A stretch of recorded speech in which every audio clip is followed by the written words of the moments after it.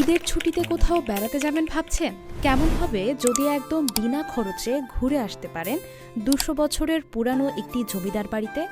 তাও সাধারণ কোনো জমিদার বাড়ি নয়, যে বাড়ির সঙ্গে মিশে আছে বাংলার হাজার বছরের ইতিহাস।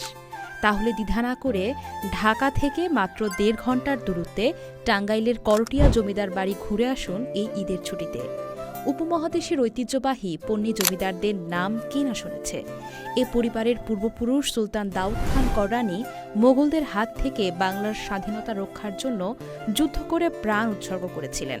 করটিয়া রাজবাড়ির দাউদ মহলের নামটি তারই স্মৃতিকে ধরে রেখেছে। ব্রিটিশ যুগেও তারা ইংরেজদের পরাধীনতা থেকে দেশকে মুক্ত করতে ঝাঁপিয়ে পড়েছিলেন স্বাধীনতা সংগ্রামে। বাংলার মুসলমানদের নবজাগরণেও অগ্রণী ভূমিকা রেখেছিল প্রজাদরদি এই জমিদার পরিবার।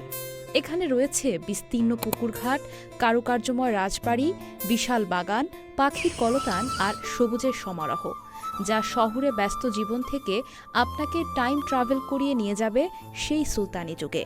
আর ইতিহাস প্রেমীদের জন্য এই স্থান যেন এক রত্নভাণ্ডার। তাই বাড়িতে বসে না থেকে সপরিবারে চলে আসুন করটিয়া জমিদার বাড়ির ছোট তরফে। ঢাকা টাঙ্গাইল মহাসড়ক থেকে করটিয়া বাস স্ট্যান্ড পর্যন্ত আসতে হবে। করটিয়া বাজারের সাথে অবস্থিত জমিদার বাড়ি। নিকটে রয়েছে আরও দুটো দর্শনীয় স্থান, করটিয়া সাদাত কলেজ এবং ঐতিহাসিক জমিদার বাড়ি মসজিদ।